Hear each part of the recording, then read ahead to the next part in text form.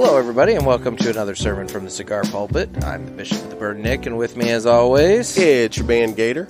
And today, we're taking a trip to the Aganorsa Leaf Farm. Ooh, virtually. Yeah, virtually. So we're going to be speaking with Terence Reilly. He's the Vice President of Sales and Marketing for Aganorsa Leaf here shortly. But first, why don't we go ahead and get into the cigar for the day? Yes. So we're going to be smoking the JFR Lunatic Habano, specifically the short Robusto. It's a 4 3/4 by 52 Robusto. It features an Ecuadorian Habano wrapper with a Nicaraguan binder and filler. And through the magic of podcasting, we've actually already done the interview, just for full disclosure, and I was 5 minutes late. You were, and we touch on that. Yeah, so I got dogged on pretty hard. On that, so rightfully so. I had a flat, or not a flat tire. You didn't. I had a tire with 10% pressure in it, and I had to air it up, so it slowed me down. But if you'd have left maybe a little earlier, you would have caught it. Didn't anticipate a low tire, although I should have, because it's had a slow leak. That wasn't the only reason you were late, but we'll get to that in the interview as well. So, anyway, it's now time that we go ahead and cut the cigar, and the cigar cut is brought to you by Riverman Cigar Company of Crestwood, Missouri. Yay! Our man Dan over there has been working hard through the COVID shutdown.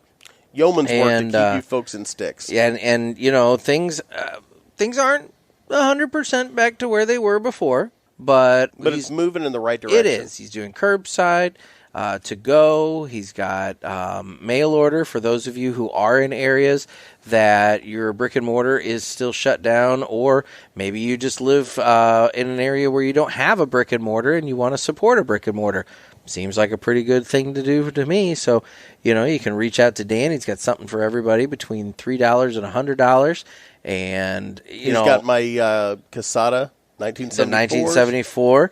And we've been high on the budget bundles that he's got over there. It's a good way to get in a lot of smokes at a decent price. So, he's got the brick houses I like here, the Connecticut's. He's got a good selection of cigars. He does. So, and like I said, we covered it a week ago. Kind of how cigar lounge life is going to be different. So, it's still going to be important to figure out how you can get cigars and smoke them at home, because, the lounges, they're not going to bounce back immediately. No. And the last thing you want is for guys like Dan and others to end up going out of business. All it's going to do is reduce your ability to go get cigars. And let's be honest, without competition, it's going to drive the price up on your sticks too. You want these guys here. Let's be really blunt. Online cigar sales at some point will go away. I'm just going to put my flag in the sand right now and say that. Yeah. Online cigar sales are going to go away for a variety of reasons, not the least of which is at some point the states are going to start taxing it at the normal sales tax rate, for cigars. It's going to become a nightmare. It's going to be a whole thing. But then every time a anti-tobacco bill comes up in Congress, what is one of the provisions in that bill? Banning the online sale of tobacco, which would include cigars. Yep. So at some point, folks, you're not going to have the websites to go and buy cigars from. And if you didn't support the brick and mortar, locations when they were around, they're not going to be around to service you after the online sales go away. Yeah. So why don't you just go ahead and support the brick and mortar stores now? Amen. So, and who better than Dan over at Riverman Cigar Company, Crestwood, Missouri? There you go. And with that, it's time that we go ahead and cut the cigar. This is a nice looking stick. It is. It's got a gold cover. I don't know what you call it. It's like a almost like a piece of foil that covers maybe I'd say the bottom 2/3, maybe not 2/3 or so of the cigar, and it's a nice looking stick. Nick is going V-cut on this one. I'm actually using the perfect cut again from Riverman Cigar Company. So, what are you getting on the cold draw there, Jeff? It's almost sweet, like a cherry, with like a little nutty flavor to it or something. Yeah, like a trail mix. Kinda. Yeah, I actually would kind of give you that. Yeah, like raisin cherry, some nuts in there. Yeah, like a trail mix. Like That's a trail exactly mix. it. So, Interesting. Interesting. Well, it's a good smelling cigar, too. It is. Like I said, it's got that sweetness to it. We got these at Riverman. We did. We did indeed. Oh, wait. The cold retro. Why don't you go ahead and do that? Step up, brother. I don't want to do it. Why don't you tell me what you're getting while I try it? Boy, that is good. The cold retro is like a banana bread. I'm not getting anything. Yeah. It's that nutty again on the cold retro, but it's a little bit different flavor. I'm not getting anything. You didn't get banana bread. I did not get banana bread. You're a savage. It does have a closed foot. That is something that I want you to take note of, by the way. You got to watch the closed foot on the cigars because that's how you end up with little flaming pieces of wrapper shards, that end up burning holes in your shirts. So I'm going to go ahead and get mine lit up here. Yeah, that's exactly it right there. I saw it. I saw it fly flaming chunk of wrapper there. What would the etiquette be on those to actually trim the end with the cutter? What would we're doing it the right way. Just taking our lives into our own hands here. Exactly. Just go ahead and light the cigar up. There are a few other sticks I smoke that have that. Where they wrap down the end. Just kind of, something I'm different. trying to think. There's one in particular that I know I've had a number of times. And Nick set himself on fire. That was almost in my shorts. That's what she said. That's what she said. I had flaming pants. Hot pants. Hot pants. My pants are on fire. No, there's one in particular that I smoke fairly regularly that has a closed foot. And I'm trying to... Oh, it's the... the Charter Oak. Oh, yes. Yep, yeah, it does. Yep. Yeah, that's got a closed foot. What are you shooting about? I had a piece that wasn't lit, so I got that fixed. Do you need my torch? Because you've got a whole piece. No, I'm just using a Bic. You've got like a third of your stick there that's not glowing when you draw on it. Yeah, I do. I'll use your torch. Well, so far, this thing is... Oh, my God. You and I are having trouble with the closed foot.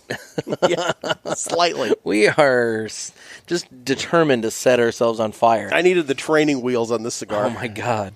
Anyway. I was not ready to ride. This thing is smoking really, really good. Oh, yeah. What are you getting on it? Oh, man. I haven't done a retro yet. Oh, I just did. That is... It's creamy hang on. Peppery all at the same time. Oh. Right?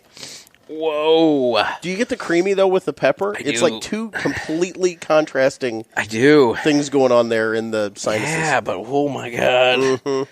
There's a lot going on in the sinuses there. Oh, my God. Yeah, it hangs on. That pepper sticks with you. It does. I can still feel that pepper burn. Yeah, it's burning. It burns. It's burning. It's burning. It's burning. Oh, my. It's a good cigar, man. It is good. I'm liking it. I'm trying to remember if I've had a Lunatic before. I feel like I have, but I don't believe I have. It's I didn't admit that during the interview, but I don't believe I have. But I definitely will again. The way this thing started out, no. a good stick. I was to say, and for the price, I'm all about this cigar. Well, and you know me, I like to take my life in my own hands. So lighting it over my gut while I'm leaning back on a couch. Yeah. I mean, it's just a shirt that's going to get burned. Yeah, and unless my flesh... Unless it's a big enough piece of wrapper that it burns through the shirt and then into your flesh. Yeah, I'm actually wearing a T-shirt today. It's hot out. It is warm out. Yeah, it's nice. Yeah, so...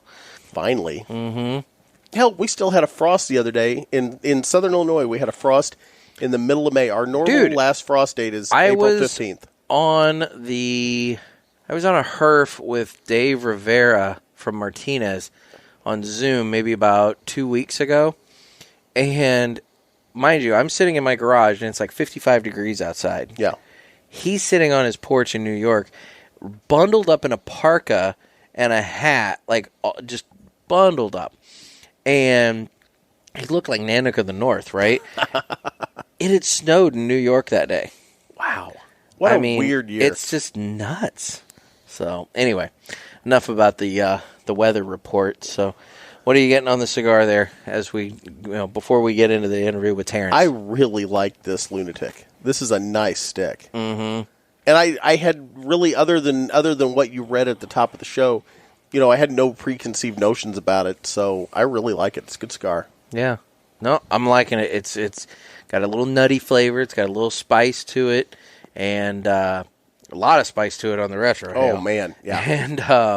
And then it caught me off guard. It lives up to the name Lunatic. Yes. This is one instance where the marketing actually does match the cigar.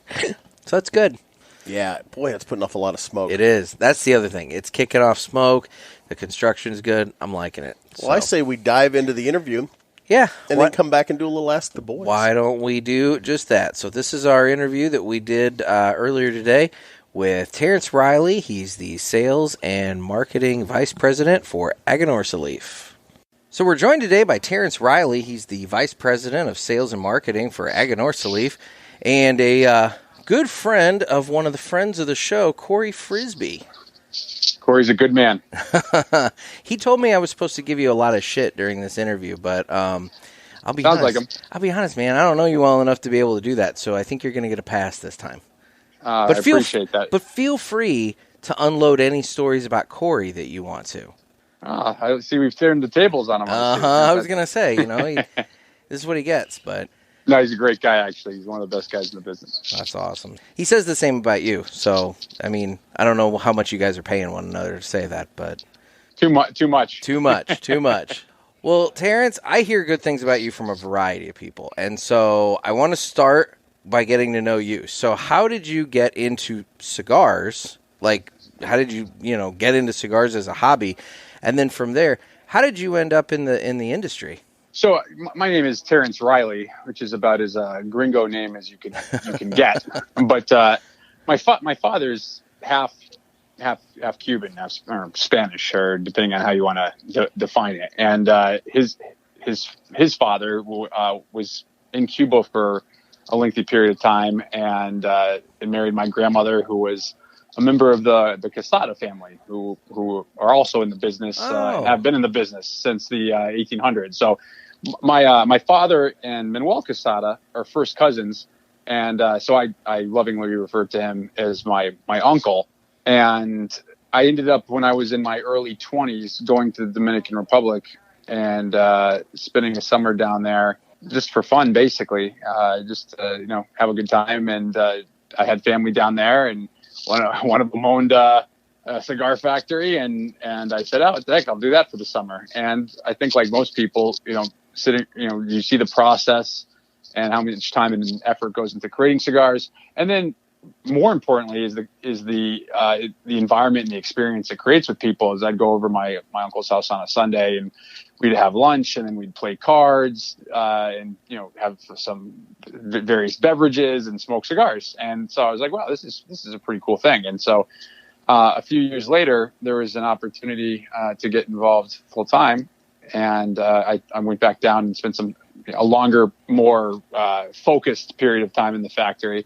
And then came to work in Miami on the sales side, and I was there for about 10 years before coming to Aganorsa. Now let's talk about Aganorsa a little bit. Well, you know what? Before we talk about Aganorsa for a little bit, Manuel Quesada, my co-host Gator, and I, we got to meet Manuel at Corey's Weston Tobacco Festival last year.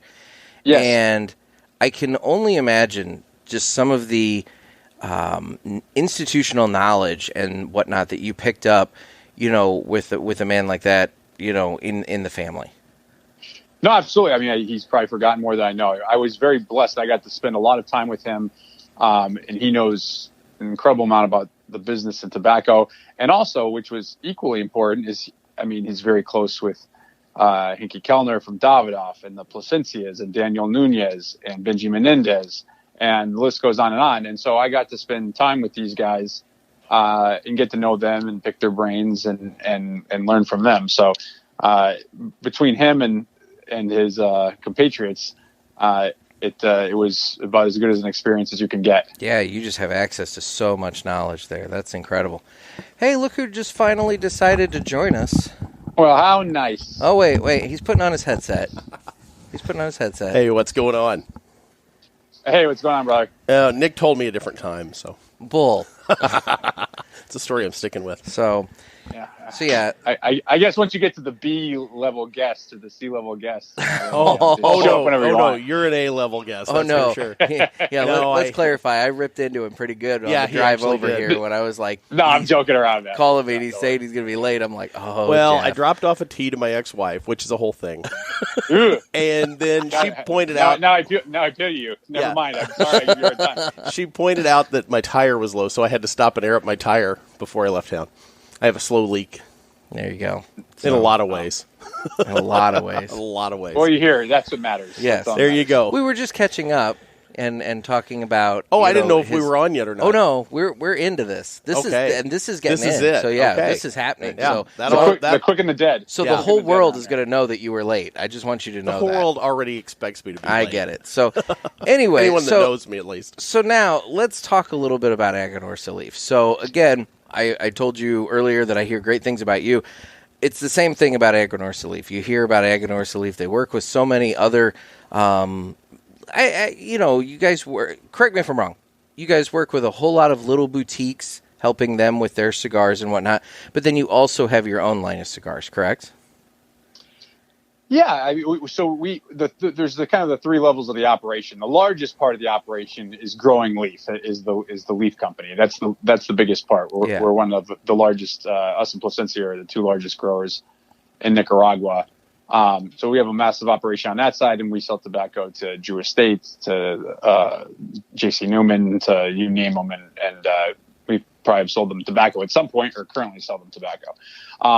We also make brands for other people, such as the Legion, such as Foundation, Viaje, some of them, Kyle Gellis from Warp Cigars, HVC, which is really becoming hot right now. So a whole bunch of our partners that choose us to make cigars with. And then, of course, we have our own lines as well. So tell us about your line. So on the show today, we're going to be smoking the JFR Lunatic Habano. It's the short Robusto, 4 3/4 by 52. So love that size. Yeah. So just if you would just kind of talk about the line and what kind of stuff that Aganorsa is putting out. So the big kind of focus with the brand, and the brand was called the company was called, I should say, Casa Fernandez until about a little over 2 years ago. And we changed it to Aganorsa Leaf because we wanted to focus on what makes us special. And that's our tobacco. Our tobacco that we grow and which we use, 95% of our blends consist of, are special in the sense of how we grow the tobacco, the seeds we use, and the fact that we're vertically integrated and we control the whole process from seed to hash. And so that creates a signature flavor. And we have different expressions of that, of course. So there's more Corojo 99 dominated blends. There's blends that are more dominated by Criollo 98. We also use our Corojo wrapper, and we also have a shade-grown Maduro wrapper. So our focus is kind of to show off various expressions of the taste Aganorsa and aroma Aganorsa is known for. Okay. But then underneath your umbrella, sure, you have the JFR line, which is the just for retailers, correct? Yeah. So JFR is kind of our bread and butter line still, and then the Lunatic is kind of an extension of that. We treat it more separately now because it looks, other than the fact it's kind of big ring gauge, it looks very different. And those are two kind of our bread and butter lines. Price wise, they're the best value on the market. Again, being vertically integrated gives us the ability to put out a product at a very reasonable price, oftentimes than somebody that's not would be able to put out at. And they often do come in big ring gauge sizes, which are very popular among a segment of the market. And we've done a pretty good job of dominating most of that segment. And but they also come in some very more reasonable sizes, like the one you're smoking there, the short Robusto. And that cigar, for instance, was the top 10 cigar of the year by Cigar Aficionado, and it was the number one value of the year by Cigar Aficionado. So It was both not only you have a top 10 finisher, but it's also the best value of the year. Nice. Well, and that's something that's important to us. I mean, I know Jeff, he smokes a lot while driving and everything. So, you can burn through maybe 6 sticks a day or so, but it becomes really expensive when they're expensive sticks. And absolutely. So value is important. But at the same time, you don't want to sacrifice quality for value. Yeah, and we have, I think, a really incredible mix of those two things. It is just as you said, a guy's got to take that hard-earned money out of his pocket, and I try never forget that, because as part of the industry, you end up having the opportunity to smoke a lot of cigars that you never have to pay for. In fact, sometimes I'll even buy cigars just to remind myself of that. People have to do that, and I'll go into a shop and pick up some different things and do that just purely to remind myself of that's what the normal experience is. Well, it helps keep you grounded too. Exactly, and then at the same time, because we're able to control the whole process, we're able to put out a cigar that a lot of times, if under a different company or somebody else, it would be significantly more. So you're getting that value. I think that's people want. They want value. They don't want to pay any more than they have to, and what they pay for, they want to feel that they got something really really great out of it.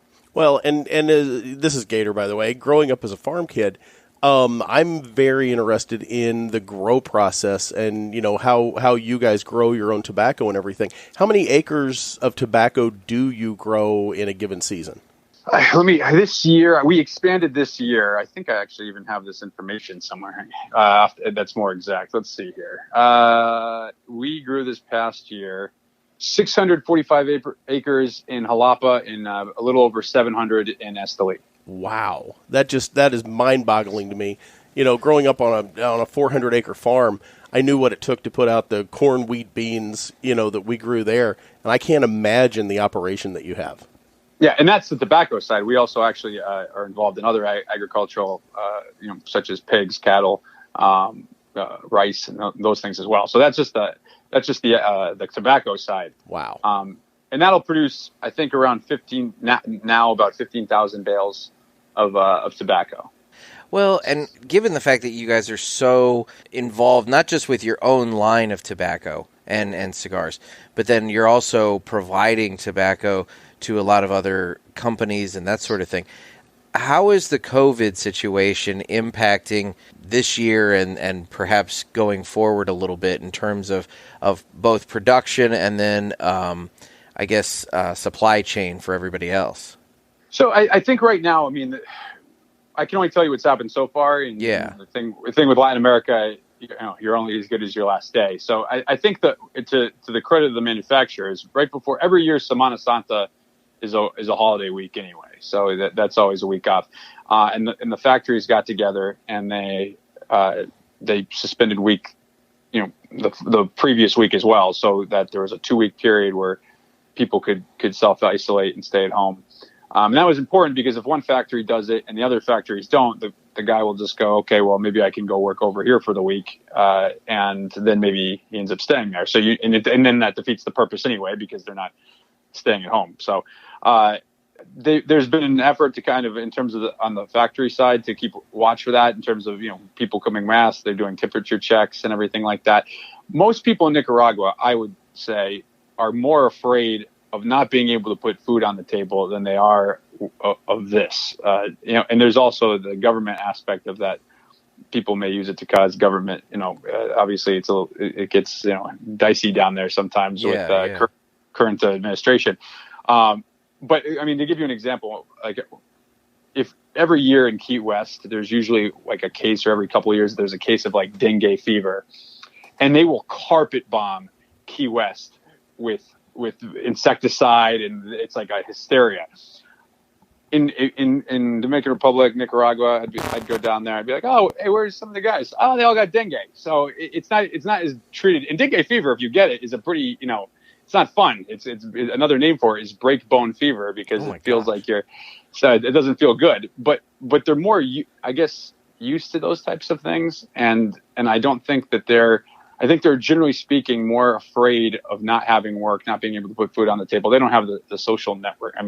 They can't do a $1 trillion aid package and give everybody money down there. It's not going to work. So, I think that right now the concern more is ensuring that they can still put food on the table. And now as things go on, we'll see what happens. It's also it's a hotter country. You get humidity down there that's higher than probably a winter in New York City. So who knows what the impact will be. But right now it's been pretty steady in terms of and stable in terms of production and getting things out of the country. But knock on wood, because every day is a new day. Yeah. Interesting. Well, and we're living that same dream here in the People's Republic of Illinois, because there you go. we, as a small business owner, it is just day to day here right now. And we are, I won't get too political on you here, but our governor has us locked down because of what's going on in Chicago, and we couldn't be further from Chicago in, lifestyle, in, being able to distance for the first thing, just right out of the gate. We're a much more spread out community down here, but we're having to abide by the same rules currently, and it's a whole thing. Yeah. That's, I guess because this is all new, we're trying to figure out, what makes sense and what's just paranoia, and how much do we have to, I guess, partake in the paranoid fantasies of others, Yeah. So since you're on the sales and marketing kind of side of Aganorsa, how do you feel this is going to impact the cigar lounges and the cigar shops, and more on the consumer side of things, not so much necessarily on the production side?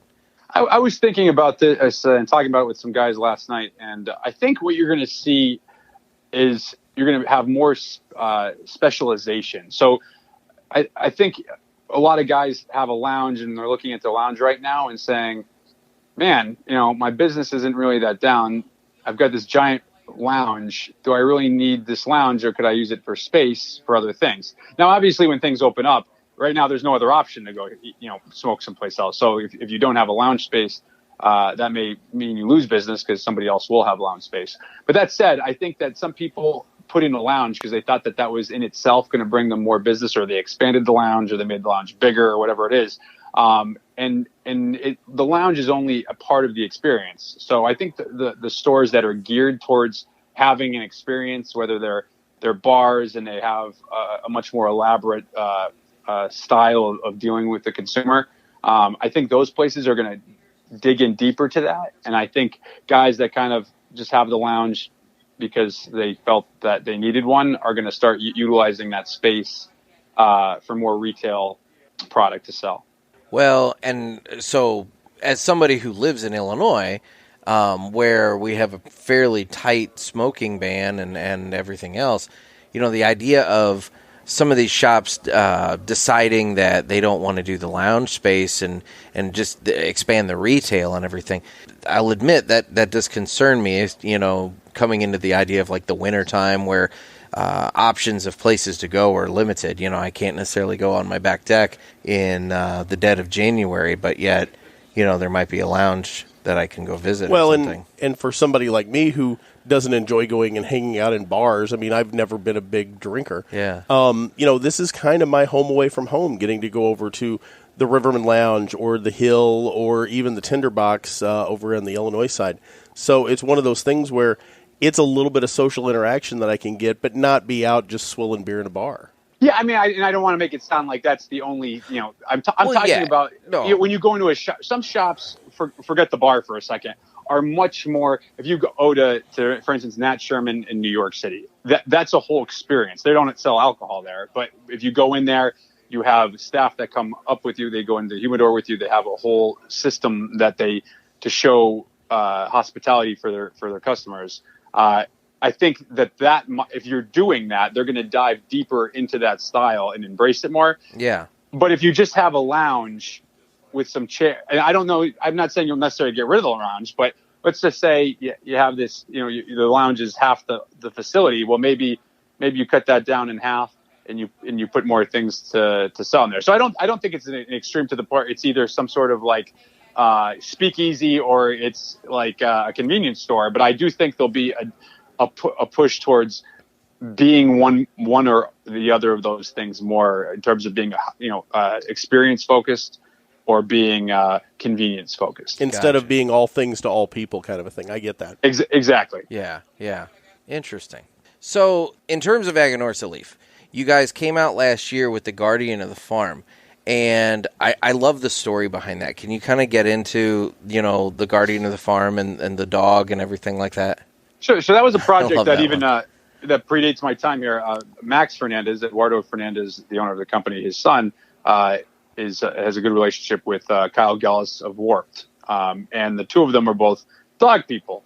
And Kyle has a dog, and then we use on our farms dogs for security. Basically, they're more reliable and honest than people, and they don't have American bulldogs in Nicaragua. So if you're trying to steal something, it looks like a Sasquatch or something. Is there a Yeti is chasing you? So it's more effective as well. So they created this project kind of honoring the dogs, and each size is named after one of them. One is Kyle from Warp's dog, and the rest are named after dogs that we use in Esteli and Jalapa to guard the fields. Well, and those cigars got a lot of good buzz and good reviews and everything when they came out. Yeah, so they've been very popular. Again, another top 10 winner on Cigar Aficionado. Just a great example of the signature profile we have. Beautiful Corojo wrapper, just really flavorful, balanced, nuanced. Our cigars, generally speaking, fall somewhere between a high mild to a low full. We don't have that level, 10, 11 strength, and we don't have that very, very mild. Everything is somewhere between the as I said, the high mild to low full range. Now, I have a follow-up question here. When you say that the dogs are guarding the field, are they guarding them from like animals that are coming eating the tobacco, or are they banditos that are coming in? Okay, yeah, thieves. Yeah, they're and it's also the factory, the factory facility. Like they're up in Jalapa, it's a leaf sorting facility. They're not. It's less guarding the actual field than it is the facilities on the field. So, for instance, and I could imagine there would be quite a black market if they could come in and grab some tobacco and run.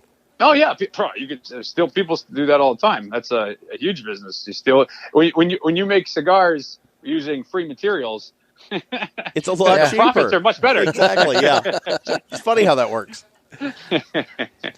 Well, now the other thing that I wanted to touch on is you do a thing at events in stores and whatnot, the Aganorsa experience.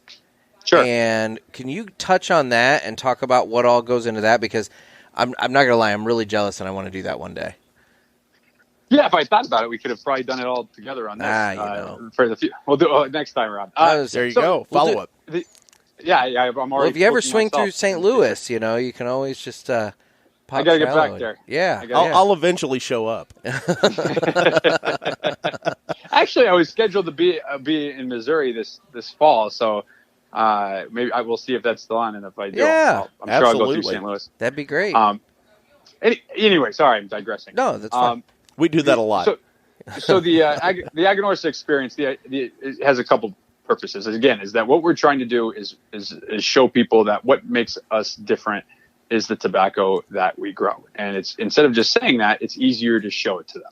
So what we do at these events is we take the two key components that provide the backbone of our flavor. Our Corojo 99 from Jalapa and a Criollo 98 from Esteli. So those are two different seed varietals, Cuban seed varietals, and those are two different regions. And we use a Viso leaf for both, so we have that kind of as a consistent. And then we have people smoke each. And again, we don't get into, butterscotch and pecan pie and all. And again, I'm not taking, if anyone tastes those, everyone has their own palate and everyone experiences things in different ways. But the notes that we talk about are notes that everybody tastes. It's not a bunch of flowery language. Because what happens sometimes if you get too in depth is that a person either thinks you're making it up, or they say, I just don't have a palate and it doesn't really matter, and then they lose interest. But when you tell them, for instance, on our Corojo 99, it's going to make them salivate on the sides of their mouth, and they're going to get a little spice up on the tip of the tongue and then through the retrohale, and then it's going to leave a lingering sweetness. And then they experience that. It's almost like a light bulb moment. And we've done this for a couple of years now, and I can't tell you how many people at an event have said, oh, I've been doing this for 20 years, and nobody's ever done anything like this, or I've never had this experience before, and I can taste the difference. And we show how these two leaves each have a very distinctive flavor, but when you combine them, they create a more complex, nuanced signature taste that really is a big part of what we do as a company. And one that's now they've experienced for themselves rather than us just telling them. It's always better to show than to tell. And two, in an event, events are great, and it's great to offer deals, and we do things like that. But the guy just gets off work, he walks in the shop, and every Friday somebody's like, "I'll buy 3 cigars and get one free." And instead of taking that approach, you're like, "Here, we're going to have an experience for you today where you can learn about about Aganorsa and the cigars we make. And would you like to partake in that?" That's a whole different approach, and people are much more relaxed to that than kind of just, "Hey, nice to meet you, buy some stuff." Yeah, definitely. Well, and that's the thing. Like, I've heard about the Aganorsa experience, and the idea of it just fascinates me so much, and it sounds so much fun. And so, yeah, exactly. You're offering something more than just, hey, buy 3, get 1 free kind of thing. You're offering something that somebody can take away and have been educated by, but then also take away and talk to others about. And that for us, that's that last line you said is the most important thing. Talk to others about. The only metric of our success is consumer passion for the product. That's it. Because if they're passionate about it, they'll tell their people about it, and those people will then tell other people, and that's how it works. And that's the most powerful tool you can have is someone that you trust telling, whether it's the retailer, if they have a good relationship with the retailer, or fellow consumers. That's far more powerful than me telling them. So that's what we're looking for, is that we really show them an incredible experience, and they go and tell other people about it. Well, and that's the thing that we've noticed with, getting involved with the podcast here. And, I've been a cigar smoker on and off since I was, I hate to admit, 16 years old. Nick just started a couple of years ago. And it's one of those things where I've really learned a lot through this experience. And a lot of what I've learned have either been at the festivals, getting to talk to some of the manufacturers, some of the, cigar company owners, and or just interacting with people in the lounges and being able to, pick up tips and hints. And, people talk about what cigar they like. And the next thing you know, there's a run on that cigar in the humidor because everybody in the lounge overheard that conversation. So that's one of those things that I think really does, that word of mouth really does help you out. Yeah, to me, that's the only metric, is that are people going around talking about you in an excited, passionate way, and telling others. That's it. Yeah. So switching gears a little bit, very recently it was announced that the PCA trade show was going to be canceled this year. What are your thoughts on that? How does that affect Aganorsa? Were you guys going to unveil anything new out there? And, what's your take on that? I don't think that they were left with very much of an option, quite frankly. 250 people in a convention center. That's the Drew Estate booth. Yeah, and I totally agree. So, so that just makes it an impossibility right there. So we're gonna do what they just made the announcement that it truly is canceled yesterday, I believe, and so we're gonna talk with our retail partners. We're going to talk with our reps and see what makes sense. We're still going to have releases. It's a matter of how do we release them and when we release them, and what's the best manner to spread that word and try to have that type of conversation that you would have in person. How do you get that kind of quality time without that face-to-face contact? And so there's various ways. We're looking at Zoom meetings. We're looking at a whole bunch of different stuff. Well, I'll throw this out to you. You're welcome to announce anything you want here on the Cigar Pulpit. We would love to help you break that news. So yeah, we appreciate that. You're very generous of you. Thank you very much. I think our key thing is the contact. That's with the show what is nice about the show is you're able to sit down with people and engage and keep that relationship going, and that's something that is special about the cigar industry, and we're going to have to adapt to that. But to be honest with you, I don't lose any sleep over these things. there's nothing I can really do about it, and so we just focus on taking whatever scenario is thrown at us and rolling with the punches. Well, and so stepping back for a moment, you and I, we quote-unquote talked at TPE. However, it was more me talking and you attempting to get words out, because by the time you and I circled up, you had lost your voice from talking to so many people at that show. Yeah, Vegas is a killer on it. So we didn't really get a chance to interact a whole lot, and I didn't get a sound clip from you. So how did TPE go for you? And, are you looking forward to 21? And, I hate to say assuming that it's going to happen. I mean, if you talk to experts, they say there could be a resurgence, Lord knows, whatever. Anyway, but assuming that everything is going according to plan and we're looking ahead to 21, what are you guys looking at with that?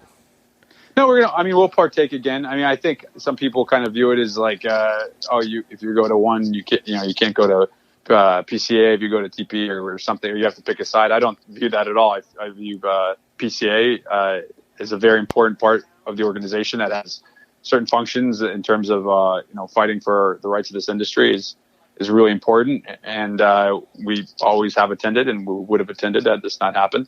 And then TPE is a great opportunity as well. And what's nice about TPE, it's very efficient. It's a little bit shorter. It's very much about come in and get business done, and then I'll see you maybe for dinner at the bar afterwards for a drink and a smoke.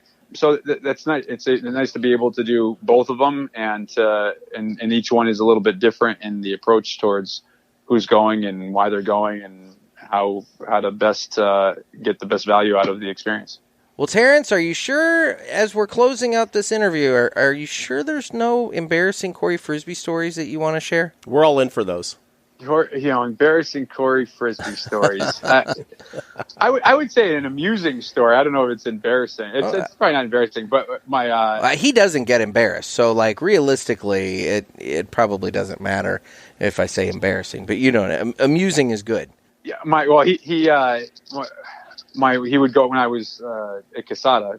My uncle Manuel, the first time he traveled with Corey.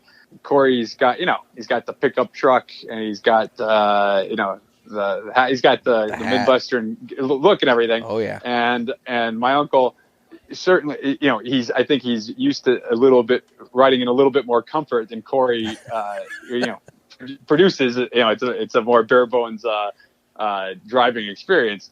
And so they were going to an account or something like that. And my uncle was like, well, I'd like to eat lunch. And he's like, well, we don't have time. And he's like, well, I'd really like to eat lunch. So what they did is they stopped at a Subway and they ate on the hood of the car. And I don't think my uncle had ever done that in his life. So I could see that. I could see Corey doing that. It's funny. Nick and I actually got to meet your uncle. We talked about that before you got here. Oh, did you? Well, yeah, I'll circle back. But Nick, I don't know if he mentioned this to you, is on a first-name basis. And I'm not. Wow. I'm not.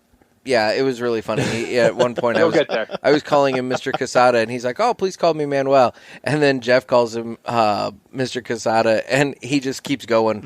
Doesn't say a word. Yeah. You hadn't got there yet. If you get a chance, ask him about the joke I told. He said it was the second worst joke he's ever heard in his life. He did say it was the second worst joke he's ever heard. until our friend Tron spoke up, and then it became down. The third. Yes. Yeah. So anyway, I'll have to ask him. Out of the sticks that are in your line, what is your favorite cigar? What if you were going to tell somebody to try a cigar with your line? What would it be? Well, again, that's a little bit. I mean, I would say it would vary a little bit depending on the person's preferences, for instance. But I would say if you're a Connecticut guy or Connecticut, if you're a Maduro guy, the Aganorsa Leaf Maduro or the Aganorsa shade-grown Maduro signature. But if you forced me to pick one cigar, honestly, I would probably pick Guardian. Guardian is a cigar that you can give to almost anybody, and almost anybody will enjoy it. I mean, if you on the milder side, it's not going to overwhelm you. If you're on the fuller side, I think it still gives you a lot of flavor and aroma and complexity. And I think it's a good example of how our tobacco is different than anything else out there. Good deal. Well, I appreciate it. Well, Terence, thank you so much for taking time out to speak with us. We really appreciate it. No, my pleasure, guys. I appreciate it. We appreciate you having us. Our whole thing is to spread the word about Aganorsa, and these type of interviews and conversations are part of that. So I appreciate you having me, and I appreciate everybody who's listening that will try or have tried and continue to support Aganorsa. Well, thank you very much. We appreciate it. Anytime, guys. All right. Appreciate you. So once again, we really want to thank Terence for taking time out of his day to meet with us. And actually, I know we're probably about maybe 2 weeks behind now. But since he was just on the show, I mean, it seems apropos that we wish him a happy birthday. Oh, it was his there birthday you go. about 2 weeks ago. Well, happy birthday, man. Yep. So how about you and I now dive into our regular Tuesday segment of Ask the Boys. Love it.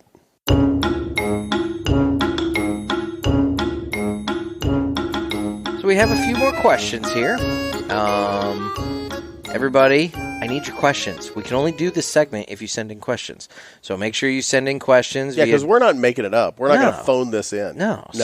That's not us. Send in your questions to either the Cigar Pulpit or at Naked Gator, Nekkid Gator on Instagram, or use the Contact the Pulpit page on our website, cigarpulpit.com.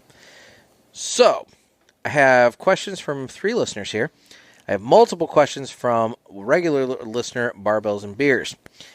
So do you want to start with his and then go to the others, or what do you want to do? I say barbells and beers. All right, we're going with Barbells and Beers. He's really been hitting a spectrum of questions with us here lately. Yes. Like, not just cigar stuff, but a whole bunch of different stuff. No, well, that's what we're here for. He wants to dive into our psyche a little deep dive. bit, it seems.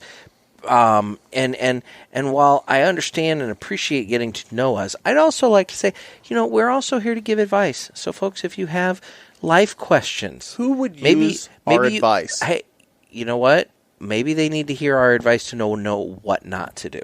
Okay, that's valid. So, anyway, but getting back to Barbells and Beers questions.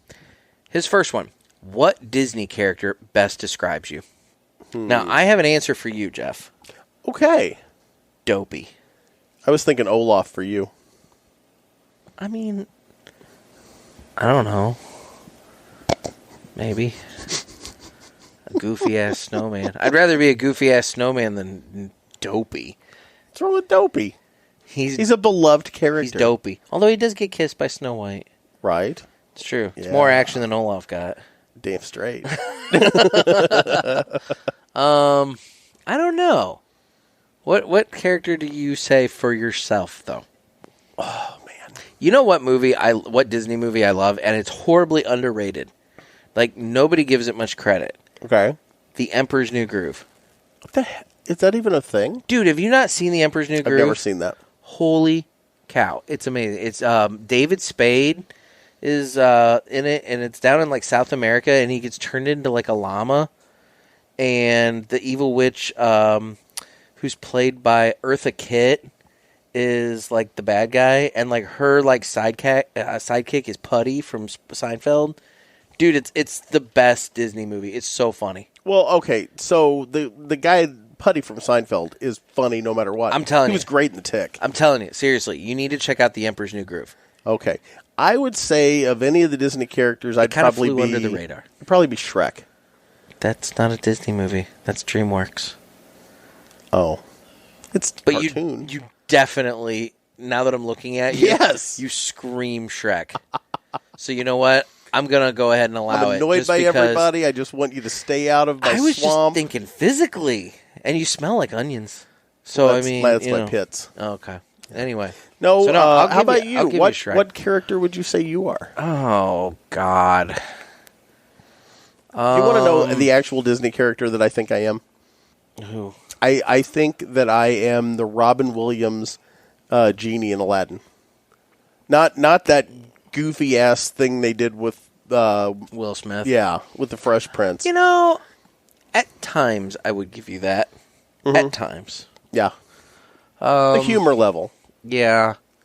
I don't know. I'm trying to think of my Disney character persona.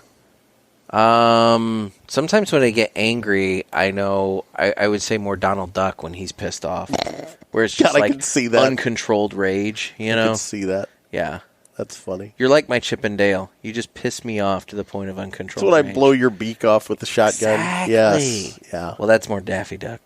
Oh, that's right. You just really are mixing up all your cartoon characters. They're all ducks. Oh, Daffy was insane. Donald was just pissed off. But Daffy's jacked up. But neither wore pants. Yeah, Daffy was Warner Brothers. Yes. Yep. And you know how I know that? How? Six Flags. There you go. It's partnered with Warner I'm actually Brothers. really looking forward to the new Looney Tunes. It's going to be on that HBO Max or whatever, that new HBO streaming thing. Really? And they've got a whole new Looney Tunes cartoon. You know, they're going to do shorts, but they're recent. But I saw a trailer, and it actually looks pretty good. Animation style is not quite 100% the same as the old stuff, but I don't really care about that. Yeah, well, there's been so many advances.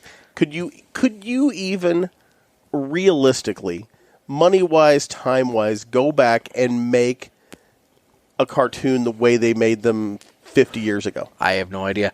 But what I will say, unfortunately, you can't make the cartoons that they made, 60, 70 years ago now.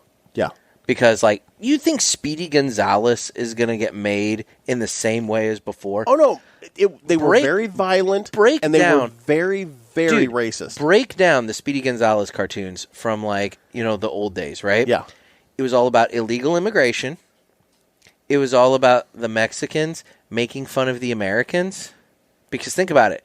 Speedy was the smart little Mexican mouse that was jumping the border and getting the resources and bringing them back to his lazy, lazy relatives that did nothing but sleep all day. Well, that's making fun of the Mexicans, though. While the stupid American border guard, Sylvester the Cat, could do nothing about it. I'd actually forgot that was Sylvester. You're right. I'm telling you, that cartoon is nothing but pro-illegal immigration propaganda. Sylvester kept trying to make time with the skunk all the time, too. No, the skunk kept trying to make time with the female cat.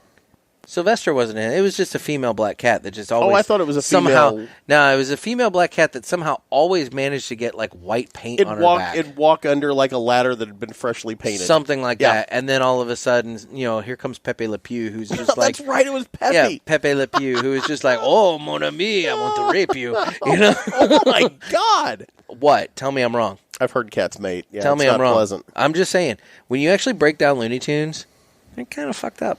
Yeah, a little bit. Now that you say that, you've really ruined my childhood. Thank you for that. But I'll tell you, I will never be able to hear some classical music and not think about Bugs Bunny giving a haircut. True. Well, and you've also got the Roadrunner and the Coyote. Yeah, and let me tell you. There's a lot of violence in those cartoons. There is violence, but the Coyote, he is a genius that is just horribly just ignored. I mean, the amount of death traps that man put together. Now, granted, none of them worked. Personally, I would have sued the Acme Company. But think about the ground. Think about this. If they worked, what's your next show? Just him standing in the desert picking feathers out of his teeth? He went after Bugs Bunny once or twice. Did he? Yeah, in the 70s, they did these lame cartoons where, Bugs Bunny, took a wrong turn in Albuquerque and ended up in the desert, and all of a sudden, he always took a wrong turn at Albuquerque. Always at Albuquerque. It's dude, just take the other turn to Albuquerque. But anyway, was he trying to find the blue meth?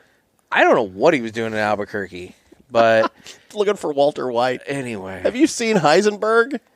Boy, this question's gone really off the rails. Anyway, so we'll get to the next one here. He says if you and some Polos Jimenos or whatever it is. Yes, Pollos Hermanos. Thank whatever. you. Yeah, Thank you. Yeah. If you owned a cigar shop, what would you name it? They make a mean bird, by the way. Pollos Hermanos. Yeah, that's a good chicken. Place. I mean, there's a real Mexican restaurant, but it's not named that. Yeah, and whatever. Anyway, if you owned a cigar shop, what would you name it? We've talked about this. We've talked about if we ever opened a cigar shop.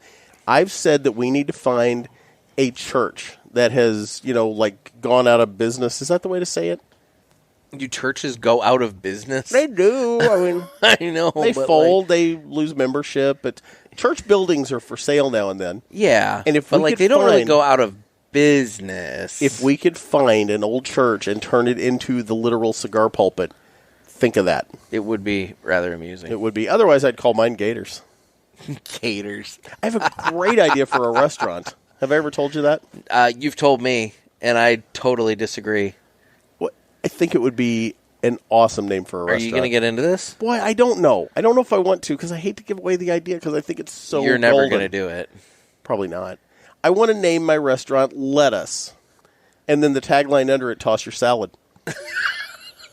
Oh, my God. I can't believe you're getting into this. And you let people come in and they pick out their fresh greens and, tomatoes and mozzarella and whatnot. And then you just toss the salad for them. I have I'm sure Terence Reilly's just thrilled that this is the episode that he got his interview on. I have no words. It would be golden. Think of the marketing you could do. What? Okay, explain the marketing you could do. Just the shirts with the giant head of lettuce cracked open. It'd be great. Okay. I'm saying. Yeah. Giant head of lettuce with a crack down the middle. Who wouldn't want to have their salad tossed? Come on. I don't know where to go from here. I don't know where to go from here. I got to patent this before the show comes out. Somebody's going to steal it. God. Okay, so Thick Smoke Ryan wants to know, if you had to smoke only 5 cigars for the rest of your lives, what would they be? Now, here's my counter question to that. Is money an object? Mm-hmm. Because that is important to know. Yeah. If money's no object, now we can talk. Yeah.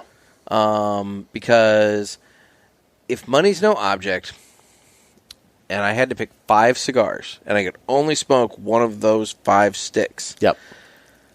Oh, man.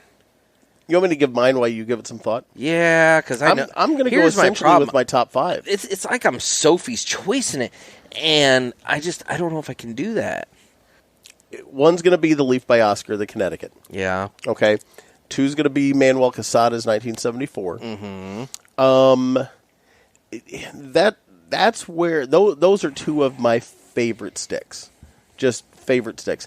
I like the My Father box press, and that's actually a sun-grown tobacco, if I'm not mistaken, on that one that I like. Okay. I like those 3. And then, from there, to be honest, and again, it's one of those deals where if money's no object, whatever. But the cigars that I really like, I like a good brick house. I like a brick house. It's a more of a, economy cigar, I guess you would say, at least for me. And then Perdomo is going to be in there, either the Lot 23 or the Factory 4. Factory 2, I'd go with the Perdomo Champagne Reserve, mm-hmm. I think that's your number 1 stick. I like that one. So obviously that one.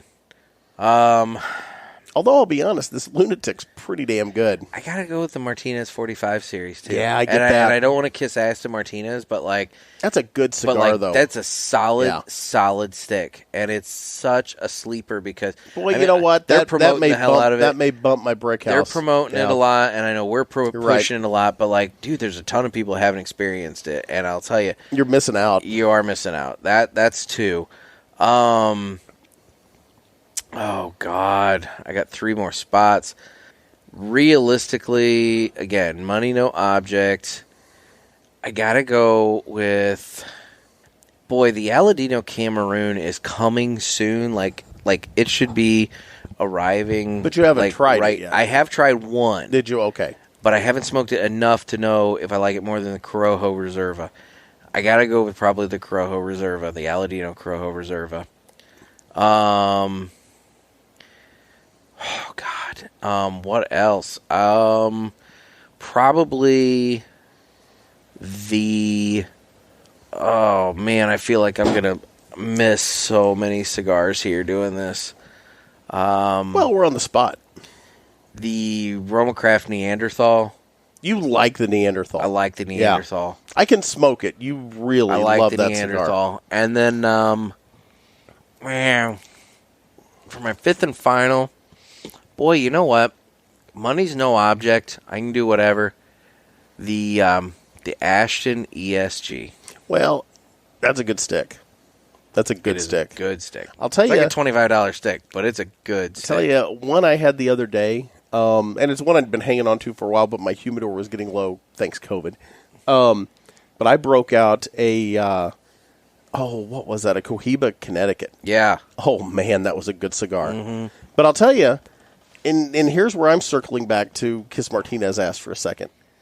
You know what? The whole game is going to change when the Nick and Gator come out. When the Nick and Gator cigars come out. When the Bishop and the Gator. I mean, there's no all way. bets are off. All bets are off at that point about favorite sticks and what's going to be top sticks. But you are right about that 45 series. Yeah. That's a good cigar. Now, I like it better than the Don Antonio, but that's just my preference. But I mean, realistically though, the Don Antonio is one of their standard sticks in their portfolio. Yep.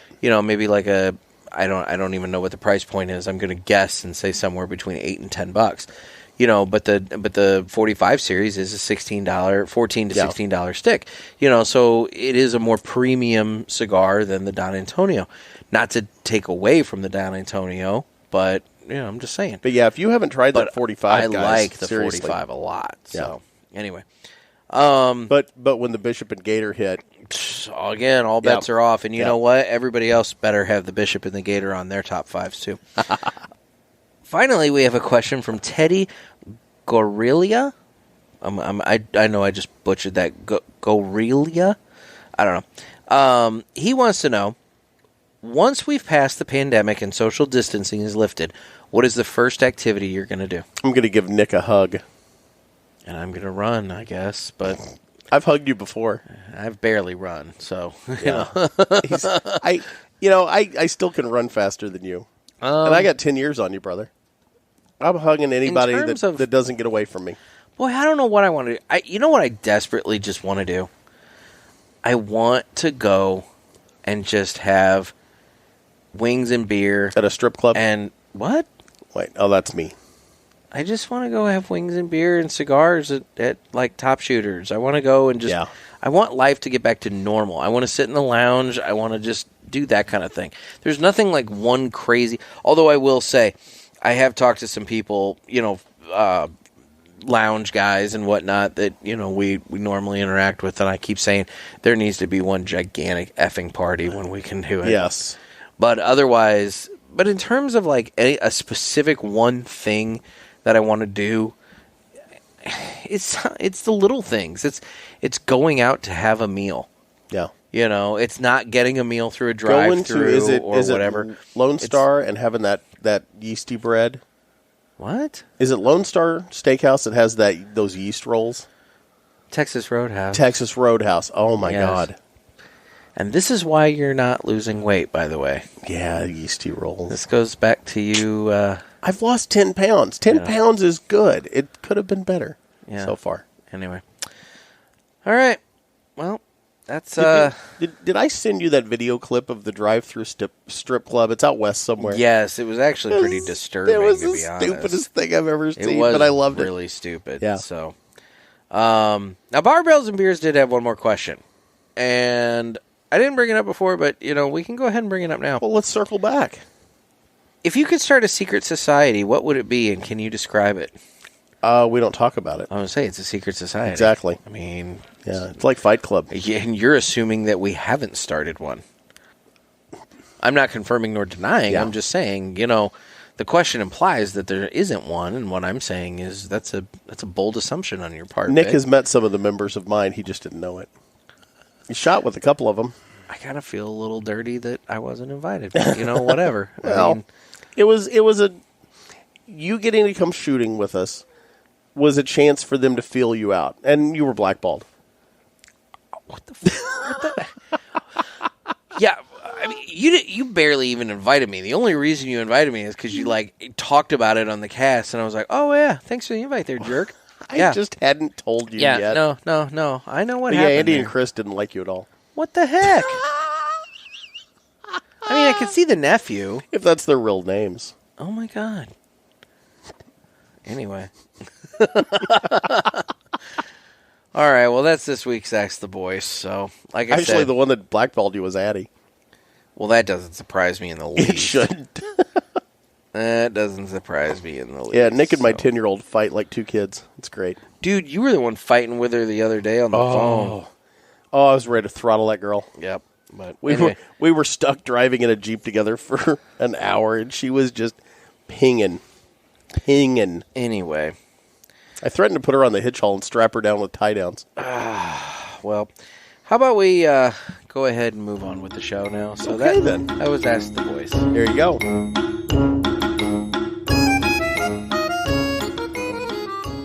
So what are you getting on the stick there, Jeff? Dude, this is a good cigar. It is a good cigar. Yeah, I genuinely like this thing. Mm-hmm. I'm still getting that. It's creamy, but there is that pepper to it. Yeah, and I'm getting the pepper more now on the smoke. Yeah. Than I was out of the gate. But out of the gate. This JFR Lunatic is a good cigar. It is a good cigar. So I haven't done another retro hail though. That first one, that did some damage. You need to do one, dude. You need to do one. Okay, let's do it. All right. I'll say we got to. Hold on, let me ash first because I'm afraid that's going to just drop all over me. That is.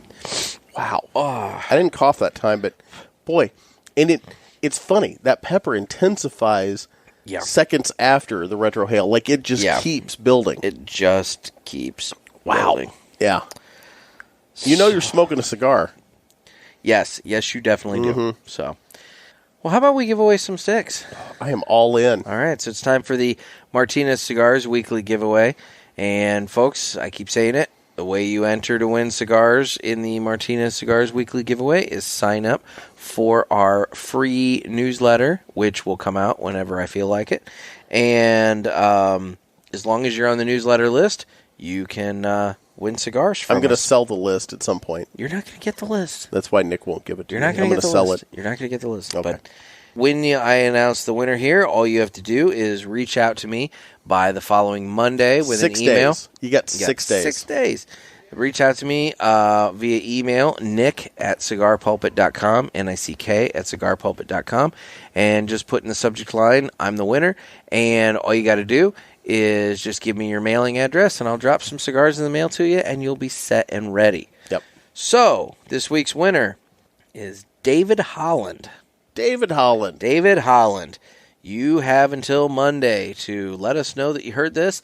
And Monday. Give me your mailing address, and we will get a nice prize pack of Martinez cigars sent your way. Good stuff. Yeah. And guys, seriously, you're going to love these cigars. Oh, they're great. Yeah, they make a mean stick there in New York. Yes. They do a good job. Yes, they do. Well, Jeff, we are nearing the end of our weight loss challenge. Yeah. It is what? We got to weigh in tomorrow. This episode is coming out on... We got, a week and a half left? No. This is the Tuesday the 26th episode, buddy. We've got, Oh, we're in the stretch. We're less than a week out from the end of this thing. Yeah, we just rounded the turn and headed towards the flag. So, at this point, this is the final home stretch where we are also asking for all of your help with our cigar drive for Cigars for Warriors. My Monthly Cigars has helped out a lot with that, with both sponsoring our weight loss and contributing cigars for the weight loss that we've done. But then also they've made it very easy for you to take part in the cigar drive. All you got to do is go over to mymonthlycigars.com. They have a little thing in their online store. You can get 1 cigar for $5, 5 cigars for $20, or 15 cigars for $50. And all those cigars will go directly to Cigars for Warriors. You don't have to worry about shipping in anything or anything like that. And they're good cigars. They're not, we're not getting like cheap cigars here or anything. It's basically, Nick can get things, at a cheaper price. Yep. And so we're able to get these cigars to the troops. And he's passing the savings on to you. Exactly. And then you can pass that savings on to the Warriors. And so... Also, if you use offer code PULPIT, PULPIT, that gets you 20% off of those cigars. So it's even better. You can save a little bit and make sure you're getting cigars to the troops. So please, guys, we have a goal of 500 cigars for Cigars for Warriors. We really want to get those cigars over to them. So please just do me a favor. If everybody who listens to this show goes on to Cigar or My Monthly Cigars and just buys one cigar, just one cigar, $5. That's all we're asking. Actually, you know what? 10% is 50 cents, so 20%, is $1. So, I mean, you're for $4. Yeah, $4. For $4, all we're asking is that you buy one cigar for $4 on mymonthlycigars.com. After you use our offer after code you use the Pulpit. offer code Pulpit, and it will go directly to Cigars for Warriors. And at that point, we're set. We're golden. That's all we're asking. Oh, absolutely. So if you haven't done it yet, just go over there, buy a stick, and feel good about yourself. Amen. And here's the deal: you're going to make the day of somebody that's out in the field. They may be at a fob over in Afghanistan. They may be rolling around in the in the sandbox there, in and around Syria and Iraq. But we're going to get these sticks to the troops. Exactly. And I would say this. While you're there, check out My Monthly Cigars. What is My Monthly Cigars, It's a premium cigar subscription service where you can have a box of cigars sent to you every month. It'll arrive right to your door. They have a variety of different size boxes. We get the Robusto box, which we smoke every Friday on the show. There's 4 cigars for $30 in the Robusto box. They also have the Presidente box, which is 8 cigars for $50. It's 2 of everything that's in the Robusto box. You can hoard those. So it's a good one, I guess, to hoard, but also to share with like your dad or your brother or a friend or something, and you can smoke the same thing. I don't really have any friends. I mean, you, sort of, ish. Anyway, but frenemies. But when you do that, use offer code Pulpit, PULPIT. That gets you either free shipping on your first subscription, or it gets you 20% off any of the items in the online store, because while you're in the online store, you can check out other stuff. They have the MSRP guarantee on the sticks in the box, which basically says that the value of the cigars in the box is guaranteed to meet or exceed the price of the box.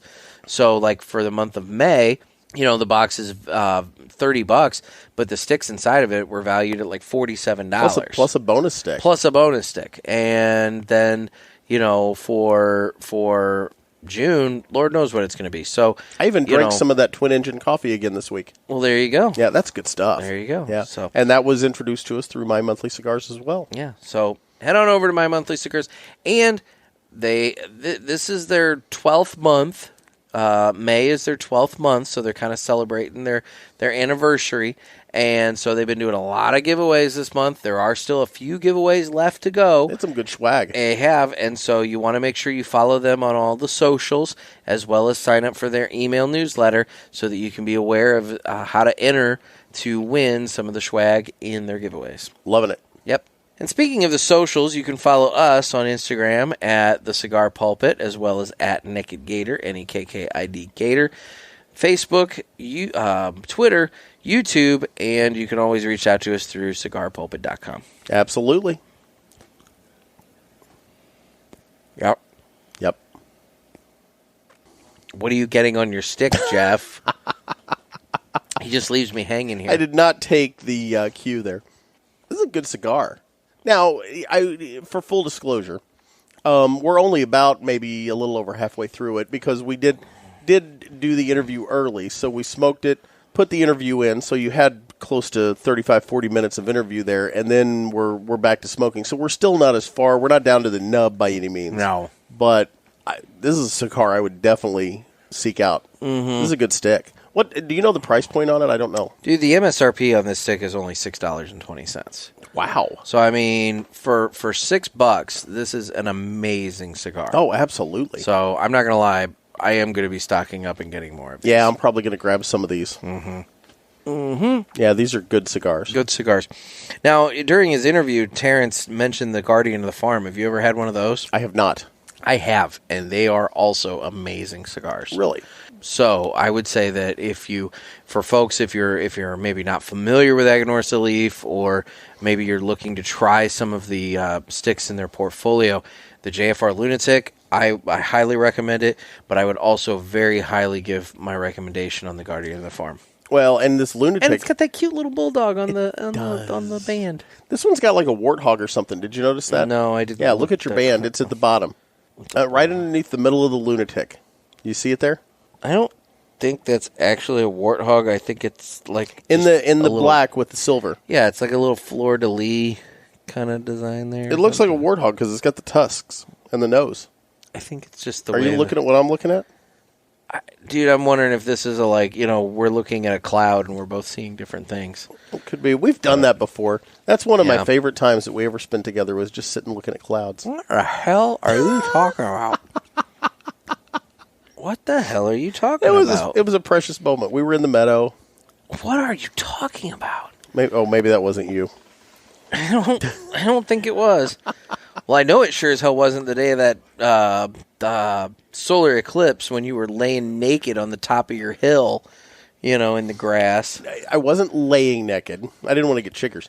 So what I did, for those of you not up to speed on this, when we had the eclipse a couple of years back, I actually, it was funny because I raced around and took pictures of people at different places, Pyramid Park, which is in southern Illinois, and in Pinckneyville, and then, pardon me. Corona. So I was, I raced around, took my photos for the newspaper, and then made it out to my farm, because that was all I wanted to do, was go to my farm and go out to my Indian mounds, strip naked, and burn some sage while the eclipse was going on. Why does everything have to be naked with you? I'm naked Gator. Oh, Lord. Anyway. Look at Instagram. All right. So anyway, you did that. I did that, and I took pictures. I know. And posted them online. Highly unfortunate. Anyway. I had a good time burning sage and just staring into the sun as it burned my retinas. Dear God. I should have taken a mask of some sort. You'll regret that. Some sort of eye protection. Years. I was going to say, you'll go blind in I already a few do. years. I've got that dead zone right in the middle of my pupil. Makes it hard to see the oncoming traffic. Well, oh my God. All right. Well, anyway, you have anything else for the good of the cause? No, you know what? All I got to say is this is a great cigar. It is a great cigar. And I'm actually going to grab some the minute we get a chance over at Riverman. It is a great, great cigar. So, well, with that, this has been another sermon from the Cigar Pulpit. I'm Nick. I'm Gator. Stay safe and stay smoky, everyone.